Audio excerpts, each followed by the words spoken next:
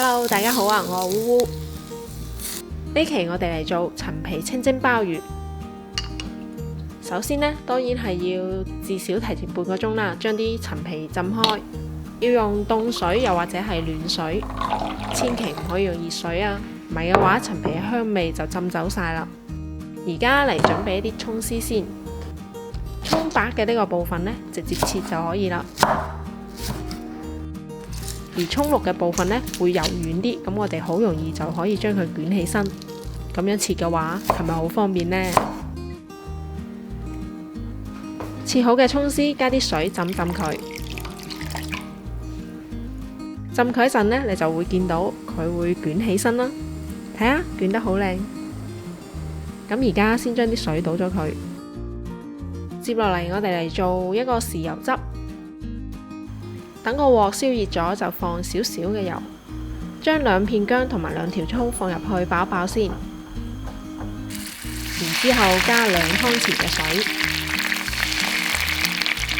，3湯匙嘅蒸魚豉油，仲有半茶匙嘅魚露。然之後再放1執仔嘅蝦皮，等佢熬一陣，熬出個味道。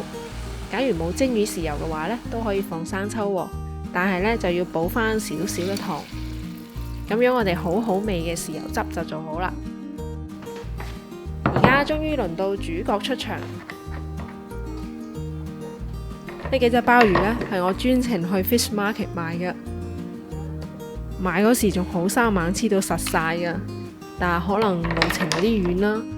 我一返到屋企即刻開始拍攝，但係佢哋似乎都唔係咁開心啦，已經皺晒眉頭啦，你睇。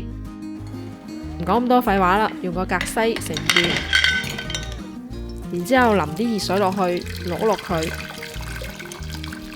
再即刻將佢浸入凍水入邊，等佢停止受熱。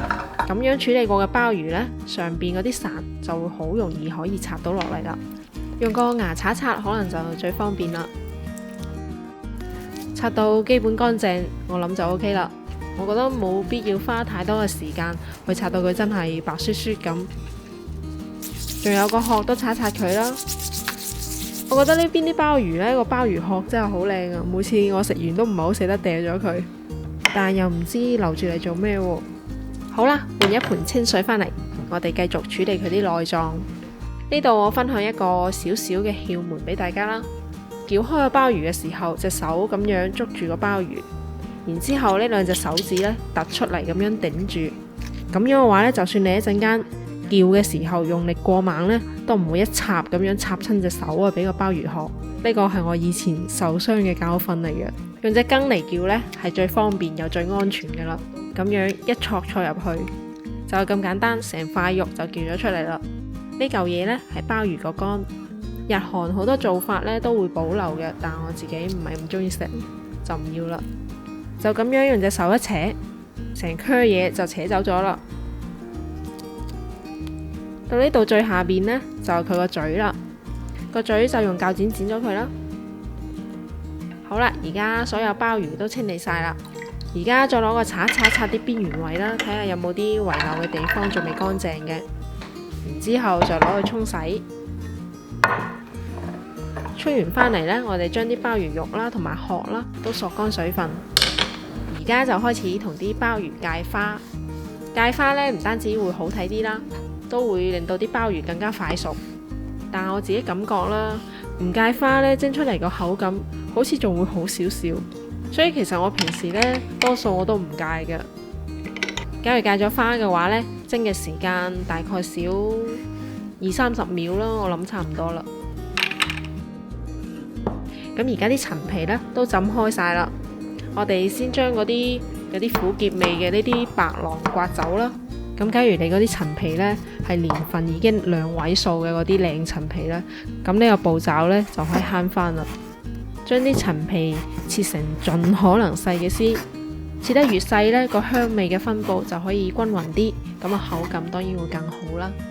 呢啲陳皮呢，係幾年前我媽呢親自去廣東四會買啲桔翻嚟曬嘅，等咗5年左右啦，就已經好香啦。而家將啲切好咗嘅陳皮絲鋪喺啲鮑魚上面，咁等啲水燒滾咗之後呢，我哋就可以放落去蒸啦。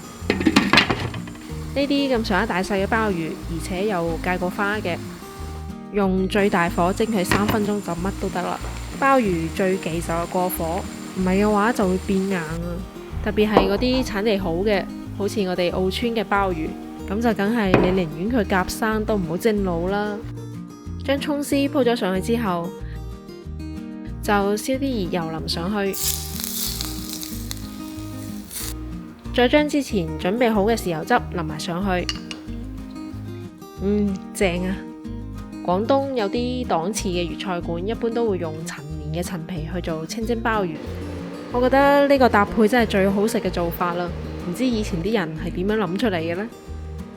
個鮑魚蒸得啱啱好，口感又爽又清甜。